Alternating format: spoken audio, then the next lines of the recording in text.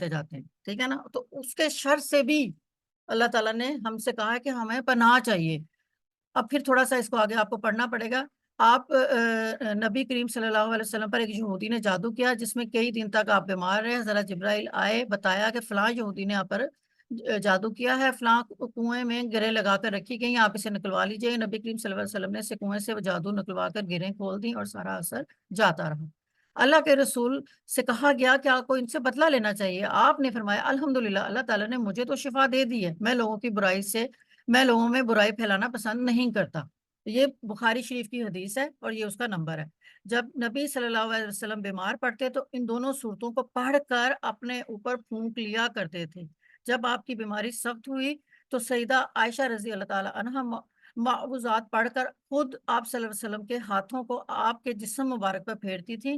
اس عمل کا مقصد آپ صلی اللہ علیہ وسلم کے ہاتھوں کی برکت کا ہوتا تھا، اور یہ بھی صحیح بخاری کی حدیث ہے۔ جب بخاری کی حدیث آتی ہیں تو وہ اتھینٹک ہوتی ہیں، جو ان کی نریشن ہوتی ہے نا، جو چین ہوتی ہے وہ ویک نہیں ہوتی، کمزور نہیں ہوتی، ٹھیک ہو گیا۔ تو اب آپ لوگوں نے یہ ذہن میں رکھنا ہے کہ بخاری، میں نے آج پہلی دفعہ حدیثیں شامل کی ہیں کیونکہ میں چاہ رہی تھی کہ اس صورت کی اہمیت کا آپ لوگوں کو احساس ہو کہ جب آپ بیمار ہوتے ہیں، سر میں درد ہوتا ہے، تو کیسے آپ پڑھ کے وہ اپنے جسم پر پھیرا کرتے تھے، ٹھیک ہے۔ تو اب پھر ہم آگے اس کو اور ڈیٹیل میں پڑھیں گے۔ اب یہاں سے ہم سٹارٹ کر رہے ہیں، قل اعوذ برب الفلق، ٹھیک ہے۔ اب یہاں پہ فلک صبح کو کہتے ہیں، یہ جو صبح ہو رہی ہوتی ہے نا اس کو کہتے ہیں فلک۔ آپ کہہ دیجئے کہ میں صبح کی رب کی پناہ میں آتا ہوں، صبح کے رب کی پناہ میں آتا ہوں۔ ایک منٹ ہولڈ کریے کہ پتہ نہیں کون آ گیا ہے، اب ذرا اتنی دیر اس کو غور سے پڑھیں پھر میں آتی ہوں۔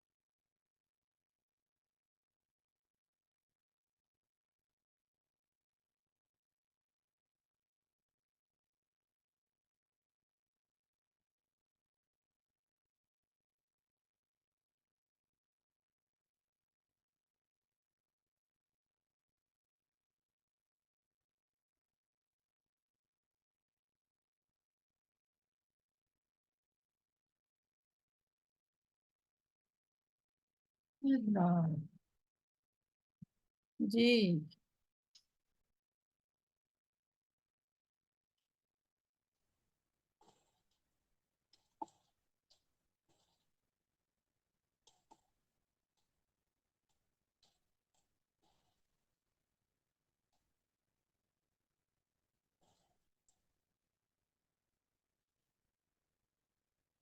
I am back. سوری آپ لوگوں کو ویٹ کرنا پڑا ہے.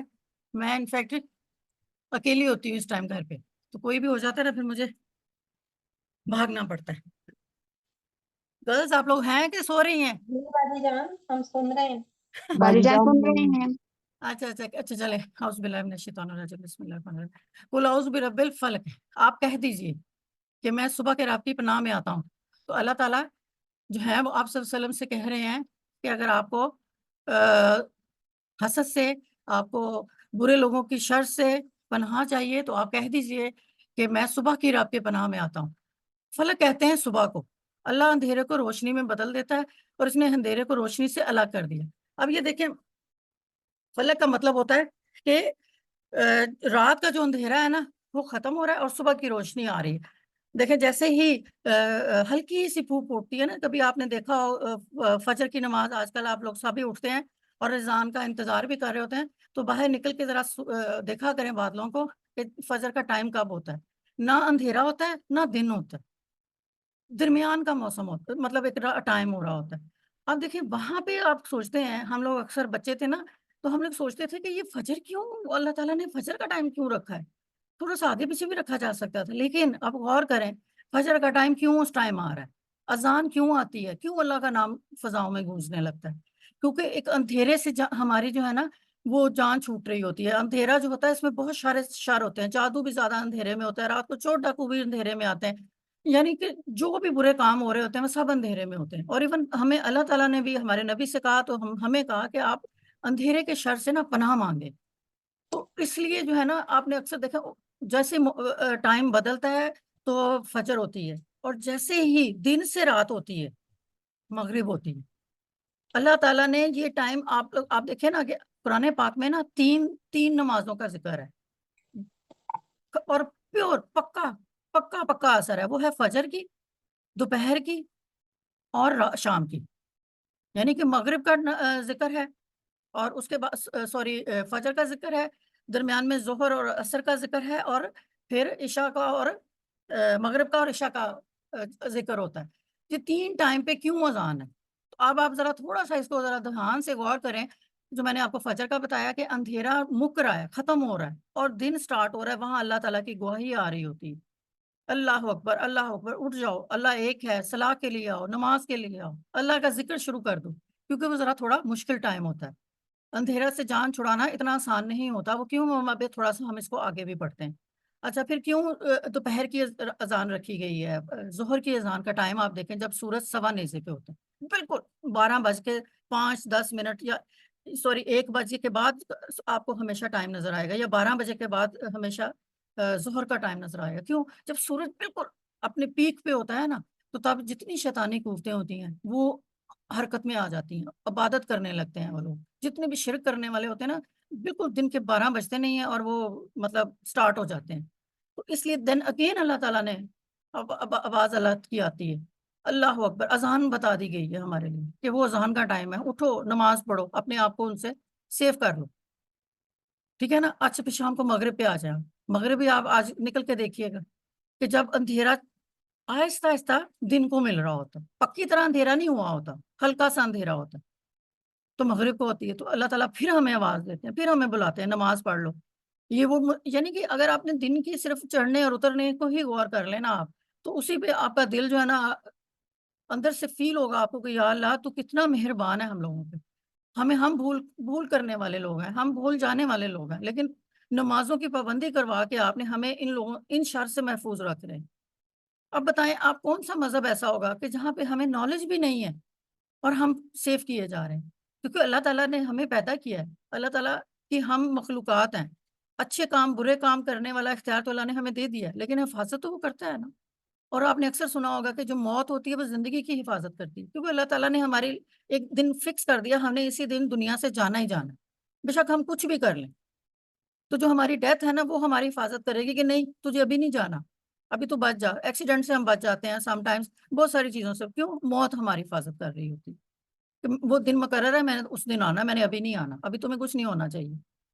تو یہ جو صبح ہو رہی ہے نا, اسی لیے کہا جا رہا ہے آپ کہہ دیجئے کہ میں صبح کے رب کی پناہ میں آتا ہوں. فلق کہتے ہیں صبح, اللہ اندھیرے کو روشنی میں بدلتا ہے اور اس اندھیرے کو روشنی سے الگ کر دیا. قرآن پاک میں بھی اس بات کی گواہی ہے ٹھیک ہے نا؟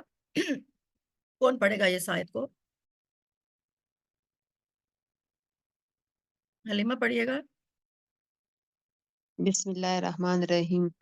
فالق الإصباح وجعل الليل سكنا والشمس والقمر حسبانا ذلك قدیر العزیز العلیم. علیم، وہ صبح کا نکالنے والا ہے اور اس نے آرام کے لیے رات بنائی ہے، سورج اور چاند کا حساب مقرر کر دیا ہے، یہ غالب جاننے والے کا بنایا ہوا ہے. اب یہ دیکھیں سمپل ایک آپ کے سامنے رواں ترجمہ کہتے ہیں اس کو، آر، ٹھیک ہے نا؟ اس کو ہم اگر غور سے ہم ان سیگوں کو کھولیں، جب ان کو ہم سمجھیں، ان کو ہم پڑھیں، تو ہمیں پتہ چلے گا کہ اللہ تعالیٰ نے کہا کہ صبح کا وہ نکالنے والا ہے. تو اگر وہ صبح نکال رہا ہے اور ہمیں عبادت کے لیے آواز دے رہا ہے کہ اٹھ جاؤ عبادت کر لو، تو اس کا مطلب کیا ہے کہ وہ ہمارا کریٹر ہے اور ہماری حفاظت بھی کرنے والا ہے.